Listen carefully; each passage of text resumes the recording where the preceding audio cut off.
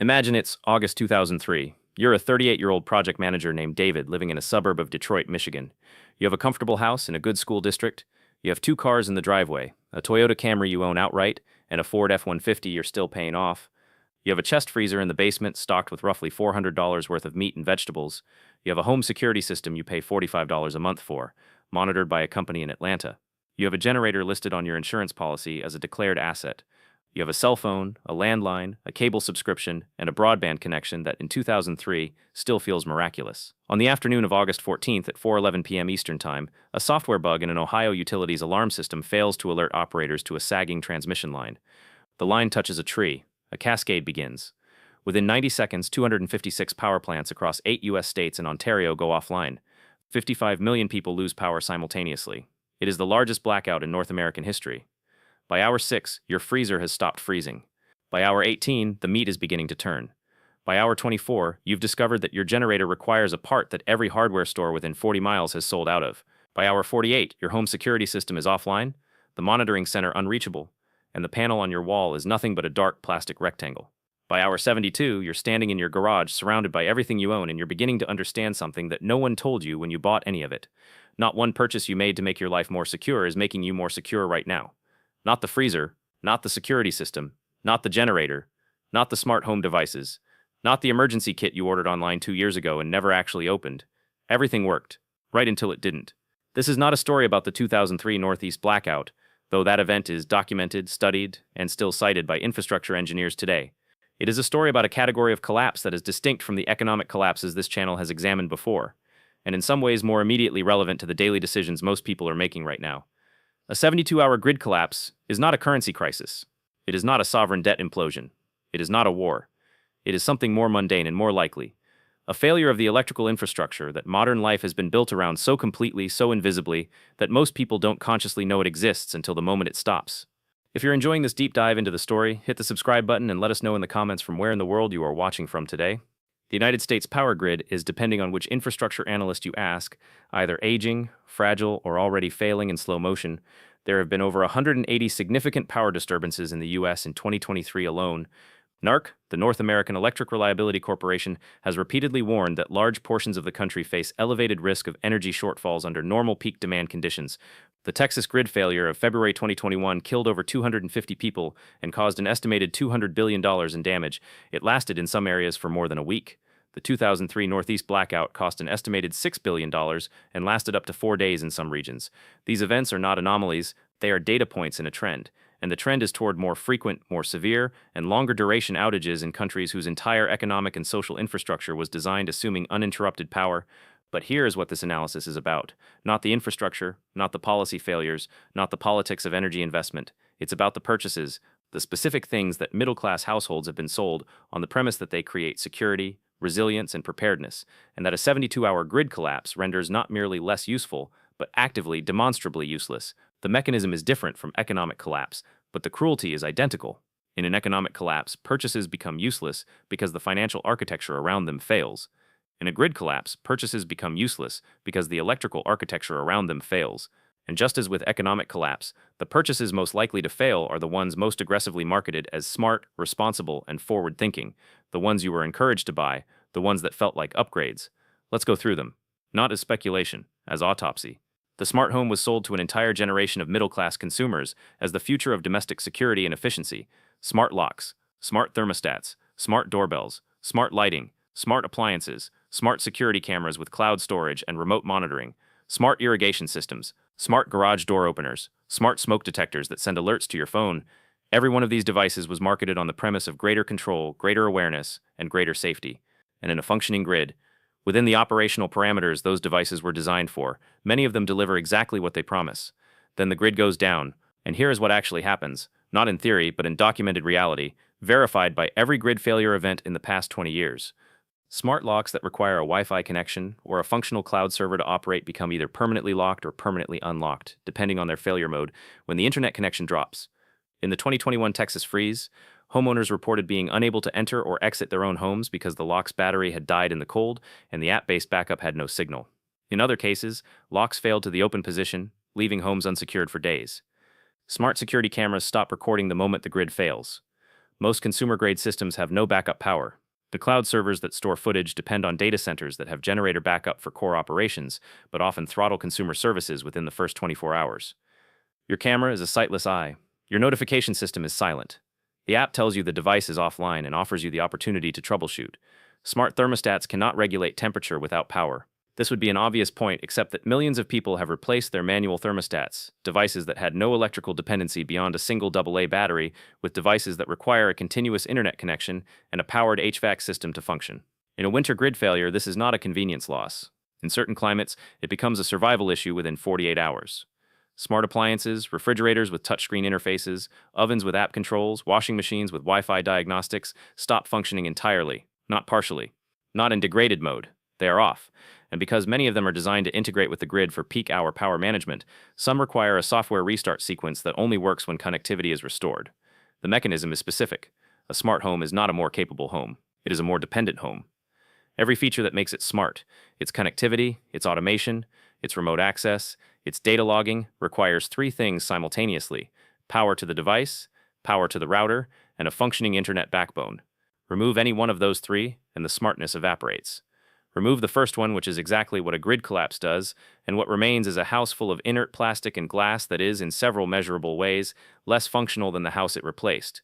A manual deadbolt cannot be hacked and cannot be remotely locked. A rotary thermostat with a bimetallic strip requires no internet connection to tell you the temperature. An analog smoke detector with a 9-volt battery does not need a cloud subscription to alert you to fire.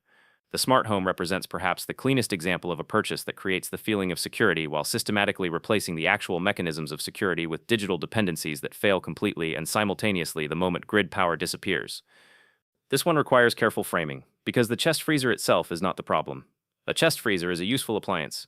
The problem is the specific practice, common enough to have been featured in countless prepper and emergency preparedness articles, blog posts, and YouTube channels, of using a chest freezer as your primary emergency food reserve.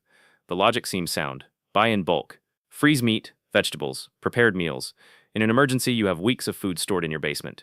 You are prepared, except that a chest freezer requires continuous power to remain a chest freezer. Without it, it is an insulated box. A good insulated box, a well-packed full chest freezer, can maintain safe temperatures for 24 to 48 hours after power loss. But at the 48-hour mark, the food begins to enter the danger zone. By 72 hours, in a typical home environment, the majority of protein stored in that freezer is either spoiled or approaching spoilage. The Northeast Blackout of 2003 generated the first large-scale modern documentation of this failure. The USDA subsequently updated its guidance on power outage food safety, specifically in response to the scale of food loss that event caused. Millions of dollars in frozen food were discarded across the affected region. Families who had spent weeks building up a food reserve discovered that the reserve had a single point of failure, the power connection at the back of the appliance. The 2021 Texas freeze extended this problem across a longer duration and colder ambient temperatures. In some cases, the cold worked in people's favor. Outdoor temperatures were low enough that food moved to garages or outdoors remained safe. But in the urban core, in apartment buildings, in homes without outdoor space, freezers became incubators once ambient temperatures dropped enough to disrupt refrigeration chemistry. The deeper problem is substitution. The chest freezer, once it became the primary food reserve, often replaced the alternatives. Shelf-stable food, canned goods, dry goods, root vegetables. These require no power. They do not spoil in 72 hours. They were what every household kept as a matter of course before refrigeration became universal. They were systematically displaced by freezer dependence, and the displacement was marketed as an upgrade. A $600 chest freezer stocked with $400 of meat that spoils in 48 hours without power is not emergency food storage. It is a system with a single catastrophic vulnerability at the worst possible moment. The generator is the purchase most specifically marketed as the solution to grid failure. And in narrow, specific conditions, the right size, properly installed, with adequate fuel on hand, it can be exactly that. The problem is the conditions under which generators are actually purchased, stored, and maintained by the typical middle-class household. After every major grid failure event in modern American history, the same sequence plays out. The grid fails. Within 4 hours, every hardware store, home improvement store, and box retailer within driving distance sells out of portable generators. Within 8 hours, gasoline lines form at every operational station, because gas stations require electricity to run their pumps. Within 12 to 24 hours, depending on the region and the cause of the outage, fuel availability begins to constrain. After Hurricane Sandy in 2012, gasoline rationing was implemented across New Jersey and parts of New York within 72 hours. The line stretched for miles. People waited 4 to 6 hours for gas. Several stations ran dry before the line reached the pump. Generators sat in driveways, idle, not because they were broken, but because there was nothing to put in them. The people who had generators but no stored fuel were in a structurally identical position to the people who had no generators at all. The fuel storage problem has its own complications. Gasoline degrades. Untreated gasoline stored in a standard container begins to lose volatility and develop varnish deposits within 30 to 60 days. A generator that sat in a garage for 2 years with stale fuel in the tank may or may not start when it's needed. The carburetor may be gummed. The fuel may not combust reliably. Fuel stabilizers extend shelf life, but most people who own a generator as a vague preparedness measure have not treated their stored fuel and have not run the generator recently enough to know whether it still starts reliably. There is also the installation question. A portable generator must be operated outside, away from doors and windows, to prevent carbon monoxide poisoning. This is not a precaution, it is a physical fact. Carbon monoxide is odorless, colorless, and lethal. The Consumer Product Safety Commission documented over 900 carbon monoxide deaths connected to generator use between 2005 and 2017, the majority following disaster events when people brought generators inside or placed them too close to ventilation openings in cold or wet weather.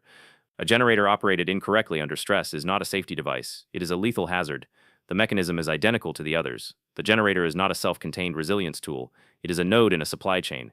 It requires fuel, which requires distribution infrastructure. It requires maintenance, which requires knowledge and time. It requires safe operation, which requires conditions that an active emergency may not provide. Remove any of those inputs, and the generator in your garage is $800 of metal and plastic that is actively making your situation worse by giving you the false confidence of believing you were prepared. If you find this story engaging, please take a moment to subscribe and enable notifications. It helps us continue producing in-depth content like this. The electric vehicle has been sold aggressively over the past decade on multiple premises: environmental responsibility, energy independence, lower operating costs, freedom from gasoline supply disruptions. That last one deserves particular scrutiny in the context of grid failure. The marketing logic runs: when the gasoline supply is disrupted, gas car owners are stranded, but EV owners simply plug in at home. This logic is coherent in exactly one scenario: a localized gasoline supply disruption that leaves the electrical grid intact. It is the opposite of coherent in a grid failure scenario. A fully charged EV at the moment of grid failure is a vehicle with a finite, non-renewable energy reserve and no means of replenishment as long as the grid remains down. A Tesla Model 3 with a 75 kWh battery has approximately 350 miles of range. That range is not renewable by any means available to a residential owner without grid power. A Level 2 home charger, the standard residential installation, requires 240-volt service that is completely dependent on grid power. A solar installation can trickle charge a vehicle battery under ideal conditions, but the charging rates typical of residential solar are measured in miles per hour, not kilowatt hours per hour in practical terms. Nowhere near sufficient to maintain a vehicle that becomes someone's primary evacuation or supply run asset during an extended outage.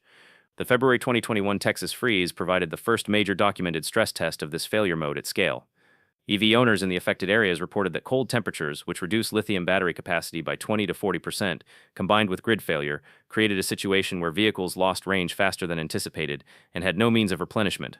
In some cases, owners who had planned to use their vehicles for extended periods discovered their available range had dropped to 40 or 50 miles before the grid restored.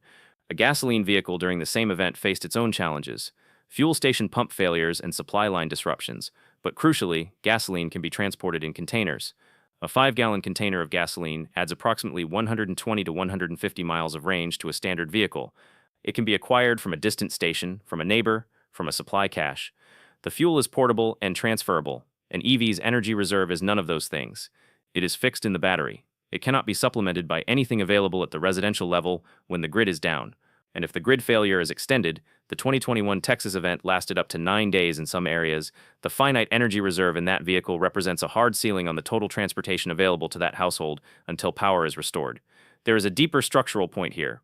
The EV is the most grid-dependent major purchase a middle-class household can make, not because it is poorly designed, but because its entire operational model is built on a single assumption that grid power is continuously available. That assumption is the foundation beneath every calculation about range, about cost, about convenience, about freedom.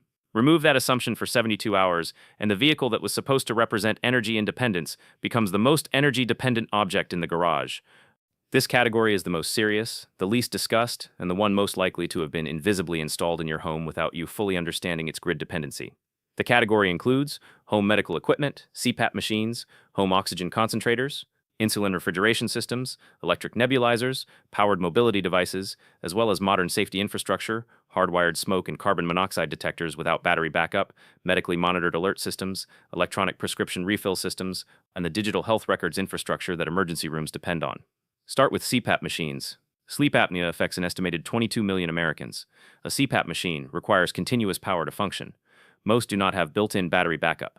Some can be purchased with battery accessories, but the majority of units sold for home use are designed for grid-powered bedside use.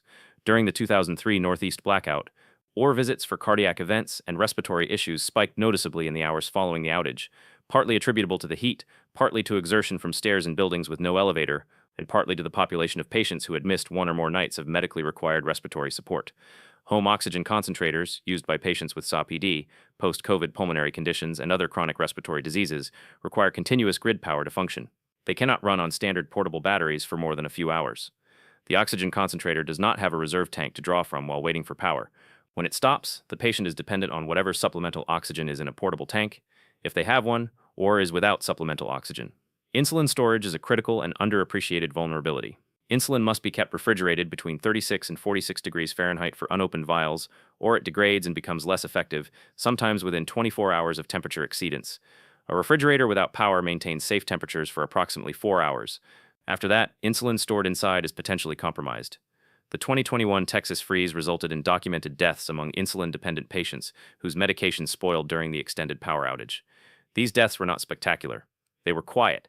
They happened inside homes that had heat for the first 12 hours. Then didn't, and refrigerators that maintained temperature for 4 hours then didn't, and insulin that was fine until it wasn't. The digital health records infrastructure failure is less immediately dramatic but significant in ways that compound over 72 hours. Modern emergency rooms run on electronic health record systems. Pharmacies operate through digital prescription networks.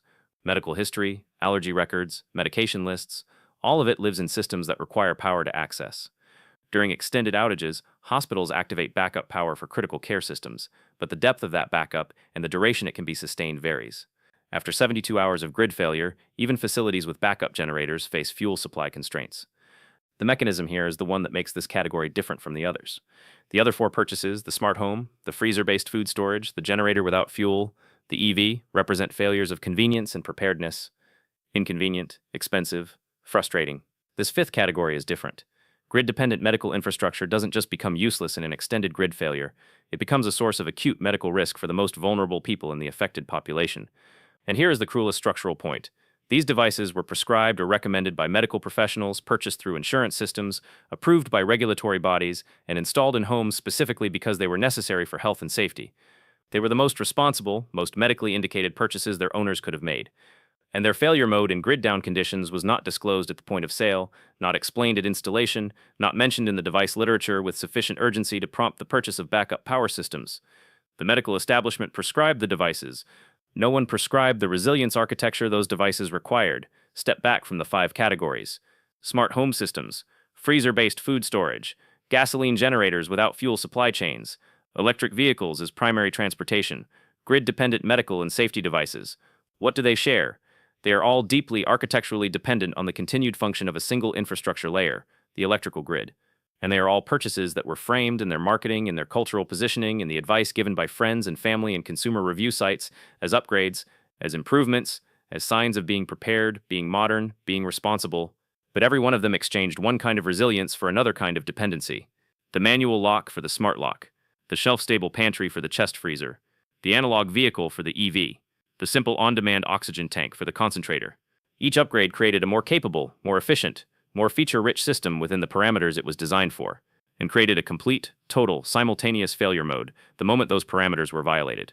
This is not the fault of the devices. It is a structural consequence of building technology on a foundation of guaranteed infrastructure. The devices work exactly as designed. The design assumed the grid would always be on, and the people most exposed are not the reckless or the unprepared. They are the people who prepared with the tools they were sold. They bought the smart home because it was marketed as safer.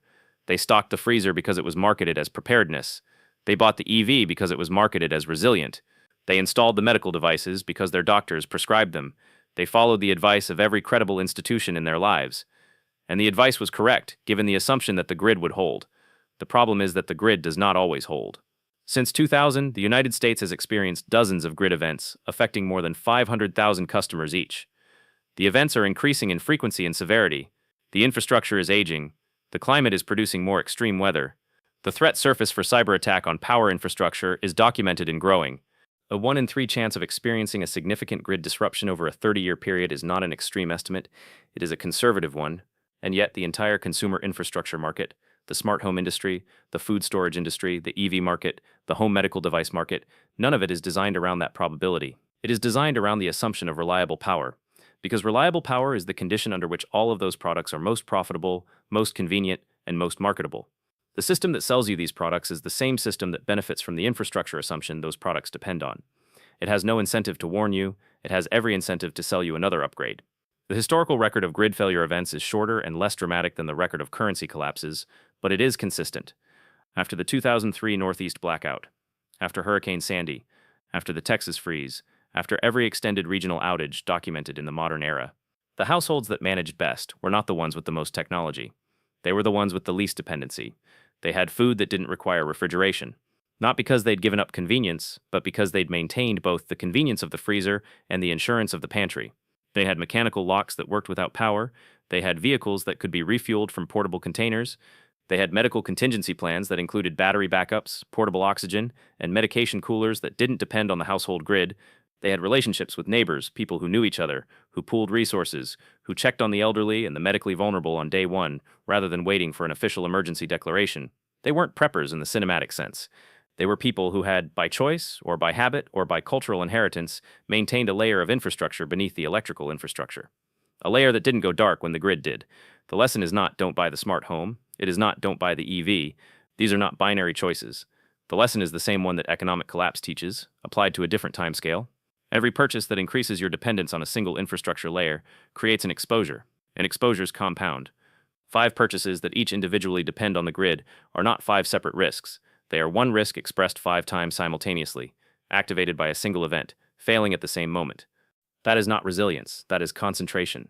And concentration, in every documented analysis of system failure, financial or physical, is the mechanism of catastrophic loss. It is now August 17, 2003. The grid has been restored across most of the affected region. David is standing in his garage in Detroit. The blackout lasted 54 hours for his neighborhood. He lost the $400 of meat in his chest freezer. The generator never ran because the replacement part was unavailable. The smart security system spent the entire event offline.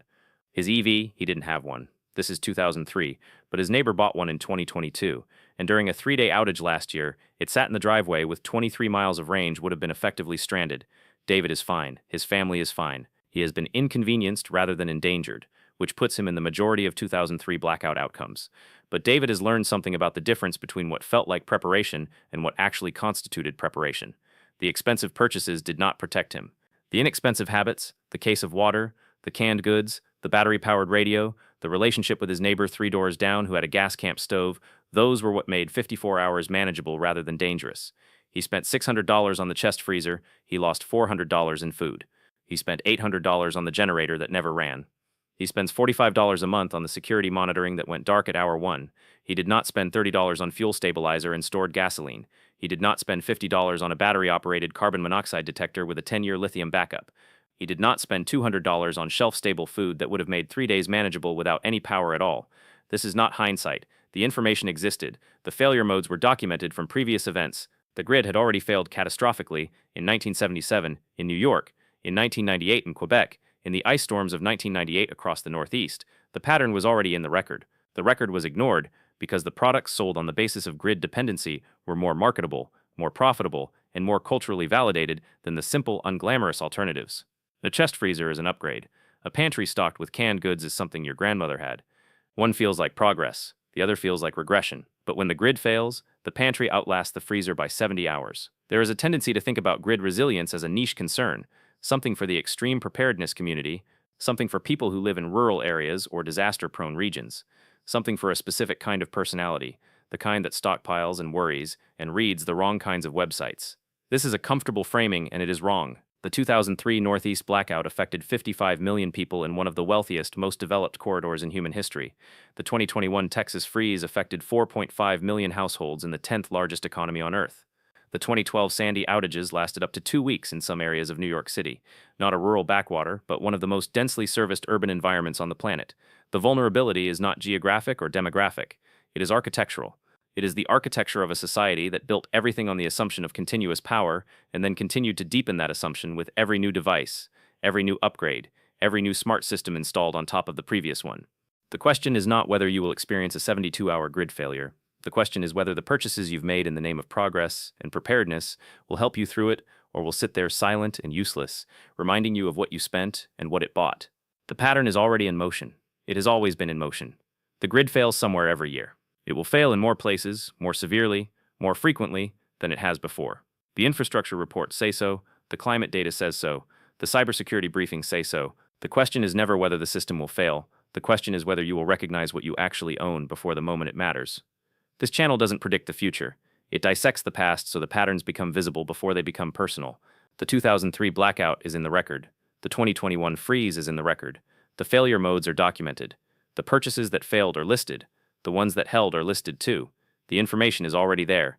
It's just not in the catalog of things that were sold to you. Thank you for watching. For more detailed historical breakdowns, check out the other videos on your screen now, and don't forget to subscribe.